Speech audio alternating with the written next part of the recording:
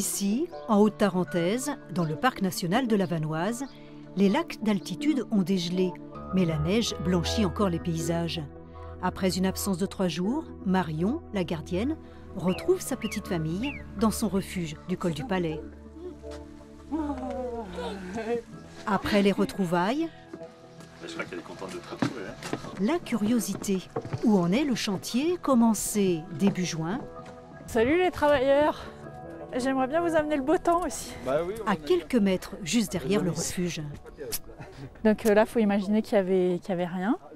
Et voilà, donc le bâtiment est entièrement arrivé par hélico au premier héliportage. Et ils ont amené au deuxième héliportage tout ce qui est à l'intérieur, plus le toit. Ce chantier, à 2600 mètres d'altitude, c'est une première européenne. En cours d'installation dans ce cabanon isolé de 9 mètres carrés, un prototype de pile hydrogène. Les éléments qui permettent de fabriquer l'hydrogène, en premier lieu, sont les capteurs photovoltaïques qui sont en façade du refuge, qui permettent de faire l'électrolyse de l'eau via un électrolyseur qui va se trouver dans cette armoire. Cet hydrogène va ensuite être stocké dans les réservoirs hydrogène qui se trouvent à ma gauche.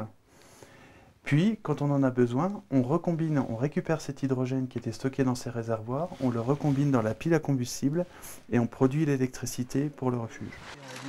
Réalisée par un consortium de 5 entreprises, l'installation doit faire face à de nombreuses contraintes climatiques, comme des vents à 200 km/h ou 3 mètres de neige sur le toit du cabanon. À terme, le système fournira une énergie propre en grande quantité. Alors l'ensemble du système pile à hydrogène permet de multiplier par 4 la production d'énergie du refuge et permet de multiplier par 6 le niveau de stockage d'énergie. Le stockage de l'énergie, le gros problème dans un refuge de haute montagne. Pour le parc national de la Vanoise, l'hydrogène pourrait être une réponse écologique et novatrice. Le stockage en site isolé, on n'a pas le choix, c'est les batteries à métaux, secs ou humides. Malgré les circuits de recyclage de ces batteries-là, ça reste quand même des métaux lourds, plomb, etc., cadmium. Donc là, on essaye de mettre à disposition un territoire pour trouver une autre solution plus environnementale. Pour les gardiens, l'hydrogène représente un grand pas vers l'autonomie énergétique du refuge.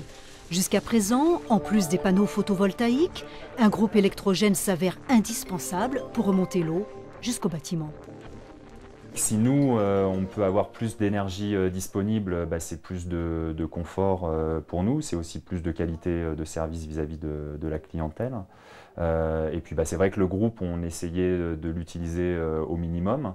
Et c'est vrai que si on peut supprimer son utilisation, c'est moins de nuisances sonores, c'est pas de gasoil à monter au refuge, et donc c'est un moindre impact environnemental. Ouais. Loin des routes et de la foule, au pays des lacs et des glaciers, le refuge du col du Palais est donc en train de vivre une révolution énergétique. Si l'expérience s'avère positive, elle pourrait s'étendre à d'autres refuges de la Vanoise.